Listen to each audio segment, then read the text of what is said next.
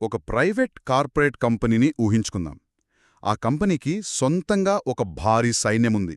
అంతు చిక్కని కోటలున్నాయి. ఆహా, ఏకంగా దేశాలను రాజ్యాలను జయించి పాలిస్తోంది కదా. అవునవునే. కాని కట్ చేస్తే అదే కంపెనీ విపరీతమైన అప్పుల్లో కూరుకుపోయి దివాళా బతకడానికి తన సొంత దేశపు ప్రభుత్వం దగ్గరే ఒక బెయిలౌట్ ప్యాకేజ్ కోసం అడుక్కోవాల్సొచ్చింది. వినగానికిది ఏదో హాలీవుడ్ డిస్టోపియన్ సినిమా కథలా ఉంది. ఖచ్చితంగా అర్థమవుతుంది. నిజమే. ఆ డాక్యుమెంట్స్ ఆధారంగా మనం చెయ్యబోయే ఈనాటి డీప్ డైవ్లో అసలు ఆధునిక భారతదేశ పరిపాలనా వ్యవస్థ, మన న్యాయ వ్యవస్థ, అలాగే సివిల్ సర్వీసెస్ యొక్క DNA ఎక్కడ పుట్టిందో విశ్లేషించబోతున్నాం. అంటే 100 ఏళ్ల క్రితం బ్రిటిష్ వారు చేసిన చట్టాలలో ఇవన్నీ ఎలా మొదలయ్యాయో కదా. అవును, ఇది కేవలం పాత చట్టాల గురించి చెప్పే చరిత్ర పాఠం కాదు. మన నేటి వ్యవస్థల పునాదుల వెనక దాగి ఉన్న రాజకీయ చదరంగం, వాణిజ్య కుట్రలను కళ్లకు కట్టినట్లు చూపించే ప్రయాణం. అసలిక్కడ పెద్ద వైరుధ్యమేంటంటే, ఒక పక్క కంపెనీ ఏమో పూర్తిగా నష్టాల్లో ఉండి ప్రభుత్వ సహాయం కోసం చూస్తోంది. కాని అందులో పనిచేసే క్లర్కులు, ఉద్యోగులు మాత్రం స్థానిక రాజుల దగ్గర లంచాలు తీసుకుంటూ ప్రైవేట్ వ్యాపారాలు చేస్తూ కోటీశ్వరులైపోయారు. ఇంగ్లాండ్కు తిరిగి వెళ్ళాక వాళ్ళనక్కడ నవాబ్స్ అని పిలిచేవారట కదా. అవును. ఈ పశ్చిమోసాన్ని గమనించిన బ్రిటిష్ పార్లమెంట్ ఎలాగైనా సరే ఈ కంపెనీకి కళ్ళెం వెయ్యాలని మొదటిసారిగా రంగంలోకి దిగింది. సరే, దీని కొంచెం విడమర్చుద్దాం. పార్లమెంట్ వేసిన మొదటి అడుగే 1773 రెగ్యులేటింగ్ యాక్ట్.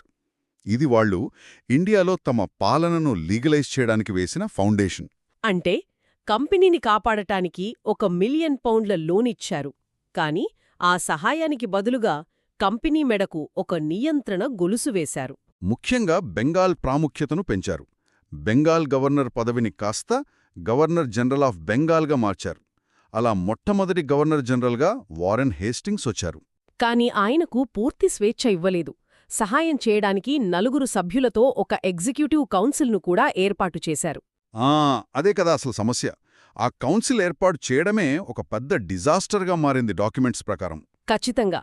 ఇక్కడ గమనించాల్సిన విషయమేంటంటే, ఈ కౌన్సిల్ నిర్ణయాలన్నీ మెజారిటీ ఓటు ద్వారా జరగాలి. హేస్టింగ్స్కు కేవలం ఒకే ఒక్క ఓటు ఉంటే కౌన్సిల్కు 4 ఓట్లుండేవి. పైగా ఆ సభ్యులు ఆయన మాట వినేవాళ్లు కాదు, రాజకీయంగా ఆయన ప్రత్యర్థులు. అవును. దీనివల్ల ఆయన ఏ చిన్న నిర్ణయం తీసుకోవాలన్నా ఆటంకాలు ఎదురయ్యేవి. ఆయన తీసుకురావాలనుకున్న పాలసీలన్నీ వీగిపోయేవి. ఇది పాలనలో ఒక భయంకరమైన స్తబ్దతకు దారితీసింది. దీనికి తోడు అప్పటికే ఉన్న బాంబే, మద్రాస్ ప్రెసిడెన్సీలను బెంగాల్ కింద పనిచేసేలా మార్చేశారు. ఇక ఇదే చట్టం ద్వారా 1774లో కలకత్తాలో ఒక సుప్రీంకోర్టు ఏర్పాటైంది. కాని కోర్టుకి, ఎగ్జిక్యూటివ్ కౌన్సిల్కి మధ్య అధికారాల సరిహద్దులు స్పష్టంగా లేకపోవడం వల్ల నిరంతరం ఘర్షణలు జరిగేవి. ఒక్క నిమిషం, ఈ అధికారాల ఘర్షణకు సంబంధించి డాక్యుమెంట్స్లో ఉన్న నందకుమార్ కేసు చూస్తే నిజంగా మైండ్ బ్లాక్ అవుతుంది. నందకుమార్ అనే బెంగాల్ జమీందార్ నేరుగా వారెన్ హేస్టింగ్స్ మీద లంచం ఆరోపణలు చేశారు. కరెక్ట్గా అదే సమయంలో ఒక పాత, అసలు సంబంధం లేని ఫోర్జరీ కేసులో నందకుమార్ను సుప్రీంకోర్టు అరెస్ట్ చేసింది. ఆ supreme court chief justice Elijah Impey. ఆయన వారెన్ హేస్టింగ్స్కు క్లాస్మేట్ మరియు ప్రాణస్నేహితుడు. వాళ్ళిద్దరూ కలిసి నందకుమార్కు ఏకంగా ఉరిశిక్ష విధించి అమలు చేసేశారు. ఇది కేవలం లీగల్ లూప్ హోల్ కాదు, ఒక వ్యవస్థను వాడుకొని చేసిన అక్షరాల చట్టబద్ధమైన హత్య. న్యాయ వ్యవస్థను తమ రాజకీయ ప్రత్యర్థులను అంతమొందించటానికి ఎలా వాడుకోవచ్చో చెప్పడానికి ఇదొక నిలూటద్దంతా. ఆ సంఘటన నిజంగానే బ్రిటిష్ న్యాయ చరిత్రలో ఒక మాయని మచ్చ. అయితే ఈ 1773 చట్టం చేసిన ఒక మంచి పనేంటంటే, ప్రభుత్వ ఉద్యోగులు ప్రైవేట్ వ్యాపారాలు చేయకూడదని, లంచాలు తీసుకోకూడదని పూర్తిగా నిషేధించింది. అంటే ఒక పబ్లిక్ సర్వెంట్ ఎలా ఉండాలి అనే ఆధునిక సివిల్ సర్వీస్ నియమాలకు బీజం అక్కడే పడింది. అవును. అయితే మీరు చెప్పిన నందకుమార్ కేసులాంటి వివాదాలు తగ్గించడానికి పార్లమెంటు వెంటనే 1781లో యాక్ట్ ఆఫ్ సెటిల్మెంట్ తీసుకొచ్చింది. ఈ 1781 చట్టం సుప్రీంకోర్టు రెక్కలు ఎలా కత్తిరించిందో చూస్తే ఆశ్చర్యంగా ఉంటుంది. గవర్నర్ జనరల్ ఆయన కౌన్సిల్ తీసుకునే అధికారిక నిర్ణయాలపై సుప్రీంకోర్టుకు ఎలాంటి అధికారం లేకుండా చేశారు. ఇక్కడ మనల్ని ఆశ్చర్యపరిచే విషయం ఇంకోటి ఉంది. పన్నుల వసూళ్లకు సంబంధించిన ఏ విషయాన్ని కూడా సుప్రీంకోర్టు ప్రశ్నించకూడదని రూల్ పాస్ చేశారు. అంటే రెవెన్యూ అంతా వాళ్ళిష్టమనమాట. అంతే కదా. అలాగే స్థానికులను విచారించేటప్పుడు హిందూ ముస్లిం పర్సనల్ లాలను అధికారికంగా గుర్తించడం ఇక్కడే మొదలైంది. దీని ప్రభావం ఇప్పటికీ మన న్యాయ వ్యవస్థలో కనిపిస్తుంది. ఆ తర్వాత 3 ఏళ్లకే 1784లో వచ్చిన పిట్స్ ఇండియా యాక్ట్ ఒక ద్వంద్వ ప్రభుత్వాన్ని ఏర్పాటు చేసింది కదా. అవును.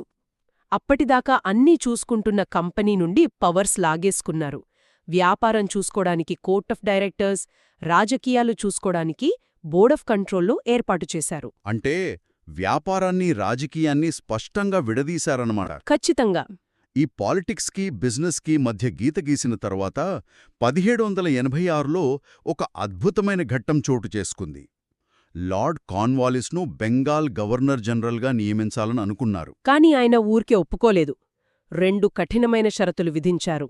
మొదటిది, తనకు కౌన్సిల్ నిర్ణయాలను కాదనే ఓవర్రైడ్ పవర్ అంటే వీటో పవర్ కావాలన్నారు. రెండవది, సివిల్ అధికారాలతో పాటు మిలిటరీ పవర్స్ కూడా తన చేతిలోనే ఉండాలని, కమాండర్ ఇన్ చీఫ్ పదవి కూడా తనకే ఇవ్వాలని పట్టుబట్టారు. ఆ డిమాండ్లను అంగీకరించి తెచ్చిన ఈ 1786 చట్టం డెమోక్రటిక్ ఐడియాకు పూర్తిగా విరుద్ధం. ఒకే వ్యక్తి చేతిలో మొత్తం సివిల్, మిలిటరీ అధికారాలు పెట్టడమంటే అది నియంతృత్వమే. కానీ వాళ్లకి ఇండియాలో కావాల్సింది ప్రజాస్వామ్యం కాదు. వాళ్ల నిర్ణయాలు వేగంగా అమలు కావాలి. భవిష్యత్తులో భారతీయ సంస్థానాలను ఆక్రమించి బ్రిటిష్ సామ్రాజ్య విస్తరణ చేయడానికి ఈ చట్టమే అత్యంత బలమైన పునాది వేసింది. అవును. ఇక ఈ సామ్రాజ్య విస్తరణ జరుగుతున్న సమయంలోనే 1813 చార్టర్ యాక్ట్ వచ్చింది. ఇక్కడే అసలు కథ ఇంకో టర్న్ తీసుకుంటుంది. ఇక్కడే అసలు విషయం చాలా ఆసక్తికరంగా మారుతోంది. ఈ చట్టం ద్వారా అప్పటిదాకా ఇండియాలో కంపెనీకి మాత్రమే ఉన్న ట్రేడ్ మోనోపోలీని రద్దు చేశారు. కేవలం తేయాకు మరియు చైనాతో చేసే వ్యాపారంపై మాత్రమే కంపెనీకి రైట్స్ ఉంచారు. మిగతా వ్యాపారాలన్నీ ఇంగ్లాండ్లోని ప్రైవేట్ వ్యాపారులందరికీ ఓపెన్ చేసేశారు. దీని వెనుక ఉన్న అసలు లాజిక్ ఏంటంటారు? దీనిని మనం కొంచెం పెద్ద చిత్రంతో ముడిపెట్టి చూస్తే అప్పటికే బ్రిటన్లో పారిశ్రామిక విప్లవం ఊపందుకుంది. ఫ్యాక్టరీల్లో వస్తువులు గుట్టలు గుట్టలుగా తయారవుతున్నాయి. ఆ తయారైన వస్తువులను అమ్ముకోవడానికి ఇండియా లాంటి అతిపెద్ద బానిస దేశం ఒక కన్జ్యూమర్ మార్కెట్లాగా కనిపించింది వాళ్లకి. కరెక్ట్. ఇండియా తలుపులు అందరికీ తెరిచారు. ఇదే సమయంలో క్రైస్తవ మిషనరీలను అనుమతించారు. పాశ్చాత్య విద్య కోసం నిధులు కేటాయించారు. వినడానికి మనల్ని ఉద్ధరించడానికి చేసినట్లుంటుంది. కాని అసలు కారణం పెరుగుతున్న బ్రిటిష్ పరిపాలనా యంత్రాంగానికి పనిచేయడానికి తక్కువ జీతానికి దొరికే ఇంగ్లీష్ తెలిసిన స్థానిక క్లర్కులు వాళ్లకు అవసరం కావడం. వాళ్ల అవసరాల కోసం మన ఎడ్యుకేషన్ సిస్టమ్నే మార్చేశారన్నమాట. ఆ తర్వాత వచ్చిన 1833 చార్టర్ యాక్ట్ కేంద్రీకరణకు ఒక శిఖరాగ్రమని చెప్పొచ్చు. బెంగాల్ గవర్నర్ జనరల్ పదవిని ఏకంగా గవర్నర్ జనరల్ ఆఫ్ ఇండియాగా మార్చారు. అవును, లార్డ్ విలియం బెంటింగ్ ఆ పదవిని అధిష్ఠించిన మొదటి వ్యక్తి. మొత్తం దేశానికి చట్టాలు చేసే పవర్ని ఒకే వ్యక్తి చేతిలో పెట్టారు. అందుకే అప్పటివరకు చేసిన చట్టాలను రెగ్యులేషన్స్ అనేవారు. కానీ ఈ చట్టం తర్వాత వాటిని యాక్ట్స్ అనడం మొదలుపెట్టారు. ఈ చట్టంతో ఈస్ట్ ఇండియా కంపెనీ ఒక వాణిజ్య సంస్థగా తన ఉనికిని పూర్తిగా కోల్పోయింది. కేవలం బ్రిటిష్ క్రౌన్ తరపున ఒక ట్రస్టీగా పరిపాలనా వ్యవహారాలు చూసుకునే సంస్థగా మారిపోయింది. దీని తర్వాత వచ్చిన 1853 చార్టర్ యాక్ట్ కూడా చాలా విప్లవాత్మకమైనది. శాసన మరియు కార్యనిర్వాహక విధులను, అంటే లెజిస్లేటివ్ అండ్ ఎగ్జిక్యూటివ్ విధులను మొట్టమొదటిసారిగా వేరుచేశారు. చట్టాలు చేయడానికి ఏకంగా 6 కొత్త సభ్యులతో ఒక మినీ పార్లమెంట్ లాంటి కౌన్సిల్ను ఏర్పాటు చేశారు. అలాగే మెకాలే కమిటీ ద్వారా సివిల్ సర్వీసెస్లో ఓపెన్ కాంపిటీషన్ తీసుకువచ్చారు. అయితే ఈ డాక్యుమెంట్స్లో ఒక ముఖ్యమైన పాయింట్ ఉంది. ఈ 1853 చట్టం కంపెనీ పాలనకు ఎలాంటి గడువు, ముగింపు సమయం చెప్పలేదు. అంటే పార్లమెంట్కి ఎప్పుడు కావాలంటే అప్పుడు కంపెనీ పాలనను రద్దు చెయ్యొచ్చని ఇదొక క్లియర్ వార్నింగ్ ఇచ్చింది. వాళ్లు ముందుగా ఊహించినట్లే ఆ సమయం రానే వచ్చింది. 1857లో జరిగిన సిపాయిల తిరుగుబాటు బ్రిటిష్ సామ్రాజ్యాన్ని కుదిపేసింది. ఆ దెబ్బకు 1858లో వెంటనే భారత ప్రభుత్వ చట్టమొచ్చింది. దీనికి వాళ్లు పెట్టుకున్న పేరు act for the good government. ఒక పక్క మన తిరుగుబాటును అత్యంత క్రూరంగా అణిచివేసి దానికి సుపరిపాలనా చట్టమని పేరు పెట్టడం చూస్తుంటే అదొక పక్కా PR ఎక్సర్సైజ్ లాగా అనిపిస్తోంది. అవును. ఈ చట్టంతో కంపెనీని రద్దు చేసి అధికారమంతా నేరుగా బ్రిటిష్ క్రౌన్కు బదిలీ చేసేశారు. గవర్నర్ జనరల్ పదవికి అదనంగా వైస్రాయ్ అనే హోదానిచ్చారు. లండన్లో secretary of state for India అనే ఒక అత్యంత శక్తివంతమైన కొత్త పదవిని సృష్టించారు. ఒక రకంగా ఆయన సీఈఓ లాంటివారు. అయితే వ్యవస్థ పైభాగంలో ఇంత పెద్ద మార్పులు జరిగినా క్షేత్రస్థాయిలో సామాన్యుల జీవితంలో ఏ మార్పు రాలేదు. దోపిడీ మాత్రం యథేచ్ఛగా కొనసాగింది. ఆ తర్వాత 3 ఏళ్లకే 1861 ఇండియన్ కౌన్సిల్స్ యాక్ట్ వచ్చింది. 1857 తిరుగుబాటు వాళ్లకది ఒక పెద్ద గుణపాఠం నేర్పింది. కేవలం ఆయుధాలతో పాలిస్తే లాభం లేదని భాగస్వామ్యంతో పాలించు అనే వ్యూహం వైపు మళ్లారు. చట్టాలు చేసే ప్రక్రియలో నాన్ అఫీషియల్ మెంబర్స్గా కొంతమంది భారతీయులకు చోటు కల్పించారు. దీనివల్ల చట్టాలు చేస్తున్నది భారతీయులే అని ఒక భ్రమను క్రియేట్ చేశారు. వినడానికివన్నీ భారతీయులకు మేలు చేసినట్లున్నా అసలు కథ వేరే ఉందంటారా? ఖచ్చితంగా. అత్యవసర సమయాల్లో ఆ కౌన్సిల్ అనుమతి లేకుండానే నేరుగా ఆర్డినెన్సులు జారీ చేసే విశేష అధికారాన్ని వైస్రాయ్కి ఇచ్చారు. ఈ ఆర్డినెన్స్ పవర్ జీవితకాలం 6 నెలలు. అంటే కౌన్సిల్లో మనవాళ్లు ఎంత వ్యతిరేకించినా వైస్రాయ్కి నచ్చిన చట్టాన్ని ఒక్క సంతకంతో 6 నెలలపాటు అమలు చేయొచ్చు? అవును. కారులో మనవాళ్లని ప్యాసింజర్లుగా కూర్చోబెట్టినా స్టీరింగ్ మాత్రం పూర్తిగా తమ చేతుల్లోనే ఉంచుకునే అత్యంత తెలివైన ఎత్తుగడ ఇది. ఆ తర్వాత 1885లో కాంగ్రెస్ ఏర్పడి భారతీయులకు మరింత ప్రాతినిధ్యం కావాలని ఒత్తిడి తేవడంతో 1892 ఇండియన్ కౌన్సిల్స్ యాక్ట్ తెచ్చారు. ఇక్కడ సభ్యుల సంఖ్యను పెంచారు కానీ మళ్ళీ ఒక ట్రిక్ ప్లే చేశారు. టోటల్ కౌన్సిల్లో ఎప్పుడూ అఫీషియల్ మెజారిటీ అంటే బ్రిటిష్ ప్రభుత్వ ఉద్యోగుల సంఖ్య ఎక్కువగా ఉండేలా చూసుకున్నారు. సో వీటన్నిటి అర్థమేమిటి? బయటికి సంఖ్య పెరిగినట్లు కనిపిస్తుంది కానీ ఓటింగ్ వస్తే ఎప్పుడు బ్రిటిష్ వాళ్లదే పైచేయి అవుతుంది. అంతే. భారతీయ సభ్యులకు బడ్జెట్పై చర్చించే హక్కు ఇచ్చారు కానీ ఓటు వేసే హక్కు మాత్రం ఇవ్వలేదు. ఇంకో విషయం, పరోక్ష ఎన్నికల విధానం తెచ్చారు కానీ ఈ చట్టంలో ఎక్కడా ఎన్నిక అనే పదాన్ని వాడలేదు కదా? వాడలేదు. ఎందుకంటే ఎన్నిక అనే పదం వాడితే అది భారతీయుల ప్రజాస్వామ్య హక్కును అధికారికంగా గుర్తించినట్లవుతుందని వాళ్ల భయం. చూడండి, హక్కు ఇస్తున్నట్లే ఇచ్చి దాన్ని ఎంత తెలివిగా దూరం పెట్టారో. ఇక 20వ శతాబ్దంలోకొస్తే 1909లో వచ్చిన మింటో మార్లే సంస్కరణలు మన దేశ రాజకీయ చరిత్రలో ఒక చీకటి అధ్యాయాన్ని లిఖించాయి. ఇది ఒక ముఖ్యమైన ప్రశ్నను లేవనెత్తుతుంది. సమాజాన్ని ఎలా విడగొట్టాలి అని బ్రిటిష్ వాళ్లు ఆలోచించి తెచ్చిన చట్టమిది. అంటే దీని ద్వారా ముస్లింలకు ప్రత్యేక నియోజకవర్గాలు కల్పించి భారతదేశ రాజకీయాల్లోకి మతాన్ని అధికారికంగా తెచ్చారు కదా? అవును. కలిసిమెలిసి ఉంటున్న ప్రజల మధ్య ఉన్న ఐక్యతను విచ్ఛిన్నం చేసి విభజించి పాలించే వ్యూహాన్ని లీగలైజ్ చేశారు. వైస్రాయ్ ఎగ్జిక్యూటివ్ కౌన్సిల్లో మొదటిసారిగా సత్యేంద్రప్రసాద్ సిన్హా గారికి చోటివ్వడం లాంటివి ఉన్నా ఈ విభజన బీజాలు చాలా ప్రమాదకరం. ఈ విధానాన్ని 1919 మాంటేగ్యూ చెమ్స్ఫర్డ్ సంస్కరణలు ఇంకాస్త ముందుకు తీసుకెళ్లాయి. ముస్లింలకే కాకుండా సిక్కులకు, క్రిస్టియన్లకు కూడా ఈ ప్రత్యేక నియోజకవర్గాలను విస్తరించారు. పరిపాలనాపరంగా చూస్తే రాష్ట్రాలలో డయార్కీ అంటే ఒక ద్వంద్వ పాలన ప్రవేశపెట్టారు. రాష్ట్ర అధికారాలను ట్రాన్స్ఫర్డ్ మరియు రిజర్వ్డ్ అని 2గా విభజించారు. ఇది ఎంత ఘోరంలో విఫలమైందో డాక్యుమెంట్స్లో చాలా క్లియర్గా ఉంది. అంటే ఆరోగ్యం, విద్య లాంటి సమస్యలతో కూడిన బాధ్యతలున్న శాఖలను భారతీయ మంత్రులకిచ్చారు. అని వాటికి నిధులు సమకూర్చే ఫైనాన్స్ మరియు పోలీస్ లాంటి అధికారమున్న రిజర్వ్డ్ సబ్జెక్టులను బ్రిటిష్ గవర్నర్ తన చేతిలోనే ఉంచుకున్నాడు. బాధ్యతలు భారతీయులకు, నిధులు, అధికారం గవర్నర్కు. ఇది ఫెయిల్ కావడానికే డిజైన్ చేసిన ట్రాప్. అయితే దేశస్థాయిలో తొలిసారిగా ద్విసభా విధానం మరియు ఒక పబ్లిక్ సర్వీస్ కమిషన్ ఏర్పాటు గురించి చెప్పడం దీంట్లో కొన్ని ఆధునిక అంశాలు. అవును. ఆ తర్వాత ఈ చట్టం పనితీరును సమీక్షించడానికి సైమన్ కమిషన్ వచ్చింది. కాని అందులో ఒక్క భారతీయుడు కూడా లేకపోవడం వల్ల దాన్ని బహిష్కరించారు. ఈ పరిణామాల తర్వాత 1932లో కమ్యూనల్ అవార్డొచ్చింది.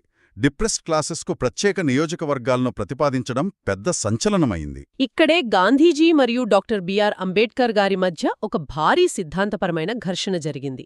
హిందూ సమాజంలోనే అంతర్గతంగా విభజన సృష్టిస్తే సమాజ ఐక్యత విచ్ఛిన్నమవుతుందని గాంధీజీ ఆందోళన చెందారు. కాని అంబేడ్కర్ గారి వాదం ఇంకోలా ఉంది కదా.